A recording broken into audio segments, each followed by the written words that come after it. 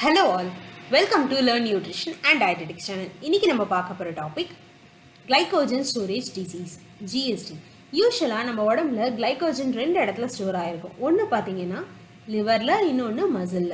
கிளைகோஜனோட work என்னன்னா நம்ம உடம்புல தேவையான அளவு எனர்ஜி சப்ளை இல்லை அப்படிங்கிறப்போ இந்த கிளைகோஜன் பிரேக் டவுன் ஆகி குளுக்கோஸை கொடுக்கும். இந்த ப்ராசஸ் தான் கிளைகோஜினோலைசிஸ் அப்படின்னு சொல்றோம். Break down of glycogen. Gluconeogenesis அப்படிங்கிறது ஃபார்மேஷன் ஆஃப் நியூ குளுக்கோஸ். இந்த ப்ராசஸ் பார்த்தீங்கன்னா நிறைய என்சைம்ஸ் வந்து இன்வால்வ் ஆகும் தேவைப்படும். அதில் ஏதாவது ஒரு என்சைம் வந்து இல்லை டிஃபெக்டிவாக இருக்குன்னா அந்த ப்ராசஸ் பார்த்தீங்கன்னா மொத்தமாக தடைப்பட்டுரும். அதாவது கிளைகோஜன் வந்து குளுக்கோஸாக கன்வெர்ட் ஆகாது. நம்ம உணவு எடுத்துக்கிறோம், நமக்கு உணவுல இருந்து தேவையான எனர்ஜி நம்ம உடம்புக்கு கிடைக்குது. அப்போ தேவையானது போக மீதி இருக்கும் இல்லையா எக்ஸஸ் குளுக்கோஸ், அது என்னவா ஆகும் அப்படின்னு பார்த்தீங்கன்னா குளுக்கோஸ் 6 பாஸ்பேட்டாக மாறும், அது குளுக்கோஸ் 1 பாஸ்பேட்டாக மாறுது, அது யூரிடில் டைபாஸ்பேட் குளுக்கோஸாக மாறும், ஃபைனலாக கிளைகோஜனாக கன்வெர்ட் ஆகிடுது. இந்த ப்ராசஸ் கன்வர்ஷன் பார்த்தீங்கன்னா குளுக்கோஸ் 6 பாஸ்பேட்டாக கன்வெர்ட் ஆகிறதுக்கு குளுக்கோஸ் 6 பாஸ்பேட்டேஸ் அப்படிங்கிற என்சைம் வந்து தேவை. அந்த என்சைம் இல்லை டிஃபெக்டிவாக இருக்குன்னா அதை நம்ம டைப் 1 கிளைகோஜன் ஸ்டோரேஜ் டிசீஸ் அப்படின்னு சொல்லுவோம். நம்மளோட செல்லில் லைசோசோம் அப்படிங்கிற ஒரு பார்ட் இருக்கும். அது பார்த்தீங்கன்னா அதுவும் கிளைகோஜன்லேருந்து குளுக்கோஸ் கன்வர்ஷனாக நடத்தும். அதுக்கு தேவையான என்சைம் ஆல்ஃபா 1,4 குளுக்கோசிடேஸ் அப்படிங்கிற என்சைம். அது டிஃபெக்டிவாக இருக்கும் பட்சத்தில் நமக்கு டைப் 2 GSD அப்படின்னு நம்ம சொல்லலாம். அதே போல தான் ஃப்ரக்டோஸும் குளுக்கோஸ் மாதிரி ஃப்ரக்டோஸும் நம்ம உடம்புல வந்து கிளைகோஜனாக கன்வெர்ட் ஆகி ஸ்டோர் ஆகும். அதுக்கு தேவையான என்சைம் பார்த்தீங்கன்னா மசில் ஃபாஸ்போ ஃப்ரக்டோகினேஸ் அப்படிங்கிற என்சைம் தேவை. இந்த ஃப்ரக்டோஸ் 1,6 பாஸ்பேட்லேருந்து ஃப்ரக்டோஸ் 6 பாஸ்பேட், அப்புறம் glucose 6 phosphate, glucose 1 phosphate, UDPG கிளைகோஜனாக மாறதுக்கு இந்த என்சைம் டிஃபெக்டிவாக இருந்தது அதை நம்ம டைப் 7 GSDன்னு சொல்கிறோம். இதே போல தான் நிறைய இடத்துல நீங்கள் பாருங்கள் உங்களுக்கு என்சைம்ஸ் வந்து தேவை. அந்த என்சைம் ஒரு என்சைம் ஏதாவது ஒரு என்சைம் டிஃபெக்டிவாக இருந்தாலும் இந்த ஹோல் ப்ராசஸ் வந்து முழுமையடையாது. அதாவது குளுக்கோஸ் கிளைகோஜனாக மாறாததுனால நமக்கு தேவையானப்போ அந்த கிளைகோஜனே எனர்ஜி வந்து கிடைக்காம போயிடும். இப்போ இதில் மேக்ஸிமம் எந்த ஒரு பர்டிகுலர் என்சைம் வந்து அதிகமான பேருக்கு வந்து இல்லாமல் போயிடு டிஃபெக்டிவாக இருக்கும்னு பார்த்தீங்கன்னா இந்த குளுக்கோஸ் 6 பாஸ்பேட்டேஸ் டைப் 1 GSD தான் மேக்ஸிமம் எல்லாருக்கும் அஃபெக்ட் ஆகிற ஒரு type of glycogen storage disease. அதுலேயும் பார்த்தீங்கன்னா டைப் 1A அப்படின்னு சொல்லக்கூடிய இந்த வான் கெர்க் டிசீஸ் தான் நிறைய பேருக்கு வந்து இருக்கும். இது எப்படி அப்படின்னு பார்த்தோம்னா குளுக்கோஸ் 6 பாஸ்பேட்டேஸ் வந்து டிஃபெக்டிவாக இருக்குன்னா அதை நம்ம டைப் 1A அப்படின்னு சொல்கிறோம். இதே வந்து டைப் குளுக்கோஸ் 6 பாஸ்பேட்டேஸ் டிரான்ஸ்போர்ட்டர் 1 அப்படின்னு பார்க்கும்போது அதுதான் சைட்டோபிளாஸ்மிக் சைடில் இருந்து குளுக்கோஸ் என்ன பண்ணும் உள்ளே வந்து குளுக்கோஸ் 6 பாஸ்பேட்டாக வந்து கொண்டு வருது. அப்போ அந்த இடத்துல வந்து அந்த டிரான்ஸ்போர்ட்டர் 1 வேலை செய்யலைன்னா அதை நம்ம டைப் 1B GSD அப்படின்னு நம்ம சொல்லுவோம். இந்த குளுக்கோஸ் 6 பாஸ்பேட் தான் பைருவேட் குளுக்கோஸை வந்து உற்பத்தி பண்ணும். அப்போ உற்பத்தி பண்ண இந்த எண்டோபிளாஸ்மிக் ரெட்டிகுலமில் இது வந்து நடக்குது. அப்போ அந்த பைருவேட்டையும் குளுக்கோஸையும் வெளியே அனுப்பக்கூடிய type 2 and transporter 2 and transporter 3 glucose 6 phosphatase transporters வந்து ஒர்க் பண்ணல அப்படிங்கிறப்போ ஆட்டோமேட்டிக்காக அதை டிரான்ஸ்போர்ட்டர் 2 டிஃபெக்டாக இருக்கும்போது 1C டைப் 1Cன்னு சொல்கிறோம். அப்புறம் டிரான்ஸ்போர்ட்டர் 3 டிஃபெக்டிவாக இருக்கும்போது டைப் 1Dன்னு சொல்கிறோம். இப்போ 1.5 லட்சம் வந்து குழந்தைங்க பிறகுதுன்னா அந்த ஒரு குழந்தைக்கு இந்த குளுக்கோஸ் 6 GSD டைப் 1 வந்து டிஃபெக்டிவாக இருக்கும். அந்த டைப் 1லேயே பார்த்தீங்கன்னா 80% டைப் 1Aவாக இருக்கும், 20% டைப் 1Bயாக வந்து இருக்கும்.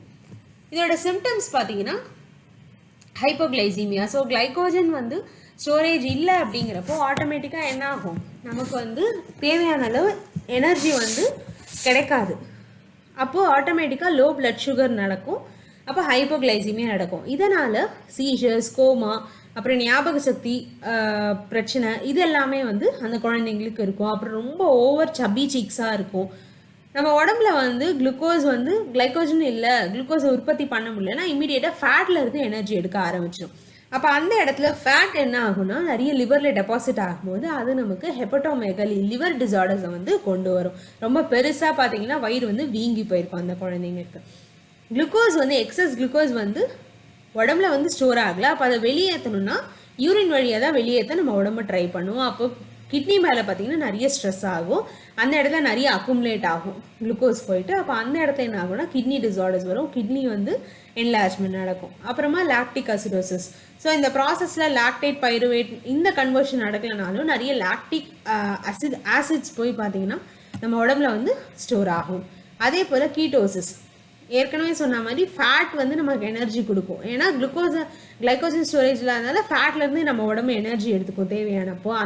அந்த ப்ராசஸ் நிறைய நடந்துக்கிட்டே இருக்கும்போது கீட்டோசிஸ் அப்படிங்கிற ஒரு ப்ராசஸ் நடக்கும். கீட்டோன் பாடிஸ் வந்து பார்த்திங்கன்னா நிறைய நம்ம பாடியில் வந்து ஸ்டோர் ஆக ஸ்டார்ட் ஆகிடும். அப்புறம் ஹைப்பர் யூரிசீமியா, யூரிக் ஆசிடோட லெவல் ரொம்ப ஜாஸ்தியாக இருக்கும் நம்மளோட பிளட்டில், அதனால் கவுட் ஏற்படுறதுக்கான வாய்ப்பு இருக்குது. அப்புறம் எபிஸ்டாக்சிஸ்ன்னு சொல்லக்கூடிய நோஸ் ப்ளீடிங், இதுவும் அந்த குழந்தைங்களுக்கு நம்ம பார்க்கலாம். ஸோ பார்த்தீங்கன்னா ரொம்ப ஓவர் சப்பி சீக்ஸாக இருக்கும். அப்புறம் வந்து பார்த்திங்கன்னா பெல்லி ஃபேட் இருக்கும். டூத்தோட அரேஞ்ச்மெண்ட்ஸ் பார்த்திங்கன்னா சரியாகவே இருக்காது. ட்ரீட்மெண்ட், இதோட ட்ரீட்மெண்ட் அப்படின்னு பார்க்குறப்போ கம்ப்ளீட்டாக நம்மளால் இந்த டிசீஸை வந்து க்யூர் பண்ண முடியாது. பட் டயட்ரி மாடிஃபிகேஷன்ஸ் மூலமாக நம்மளால் மேனேஜ் பண்ண முடியும். ஸோ ஐவி குளுக்கோஸ் வந்து கொடுக்கலாம். அப்புறம் என்ஜி கான்ஸ்டார்ச், ஸோ நாசோகேஸ்ட்ரிக் ஃபீடிங்னா மூக்கில் வந்து டியூப் ஃபிக்ஸ் பண்ணிவிடுவாங்க வயிறு வரைக்கும். அதில் வந்து கான்ஸ்டார்ச் அப்புறம் குளுக்கோஸ் சொல்யூஷன்லாம் கொடுப்பாங்க. அன்குக்டு கான்ஸ்டார்ச் தான் ரொம்பவே இம்பார்ட்டன்ட். இதை ஏன் நம்ம இந்த கண்டிஷன் கொடுக்குறோம் மெயினான்னு பார்த்தீங்கன்னா, நமக்கு எனர்ஜி இன்ஸ்டண்ட்டாக கிடச்சிட்டே இருக்கணும். ஏன்னா அவங்களுக்கு கிளைக்கோஜன் வந்து ஸ்டோர் ஆகாது. இந்த அன்குக்டு ஸ்டார்ச் கொடுக்கும்போது என்ன ஆகும்னா, அது டைஜஷனை வந்து டிலே பண்ணும். அப்போ டிலே பண்ணும்போது நம்ம குளுக்கோஸ் கொஞ்சம் கொஞ்சமாக என்ன ஆகும்னா நம்ம உடம்புக்கு கிடைச்சிக்கிட்டே இருக்கும் அவங்களுக்கு. ஸோ அதனால தான் இன்னி வரைக்குமே அன்குக்டு ஸ்டார்ச் தான் ஒரு சிறந்த தீர்வாக இருக்குது இந்த glycogen storage disease type 1A இருக்குது அவங்களுக்கு. அப்புறம் கேலக்டோஸ், ஃப்ரக்டோஸ், லாக்டோஸ், சுக்ரோஸ் இது எல்லாமே முடிஞ்சளவு அவாய்ட் பண்ணுறது பெட்டர். அப்படி எடுத்துக்கணுன்னா ரொம்ப ரெஸ்ட்ரிக்டடாக தான் எடுத்துக்கணும். ஏன்னா இது எல்லாமே கிளைக்கோஜனாக கன்வெர்ட் ஆகிறதுக்கு ட்ரை பண்ணும். அண்ட் ஃபர்தர் பார்த்தீங்கன்னா இது கன்வெர்ட் ஆக முடியல அப்படிங்கிறப்போ கிட்னி மேலே வந்து ப்ரெஷர் பண்ண ஆரம்பிச்சிடும்.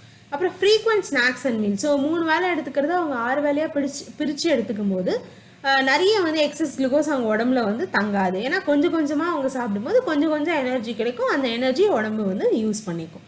அப்புறம் முக்கியமான விஷயம் வந்து குழந்தைங்க 2 வயசு கீழே இருக்கிற குழந்தைங்க வந்து ரொம்ப கான்சென்ட்ரேட் பண்ணும். ஏன்னா நைட் டைம் ஒரு 8 ஹவர்ஸ் ஸ்லீப்பிங் டைம் இருக்குது அப்படின்னா அந்த குழந்தைங்களுக்கு லோ பிளட் சுகர் போகிறதுக்கான நிறைய வாய்ப்புகள் இருக்குது. ஸோ குழந்தைங்களுக்கு எப்பவும் குளுக்கோஸ் இன்ஃபியூஷன்ஸ், ஸோ நடுவில் எழுந்து நம்ம தான் வந்து குழந்தைங்களுக்கு ஏதாவது கொடுத்துக்கிட்டே இருக்கணும்.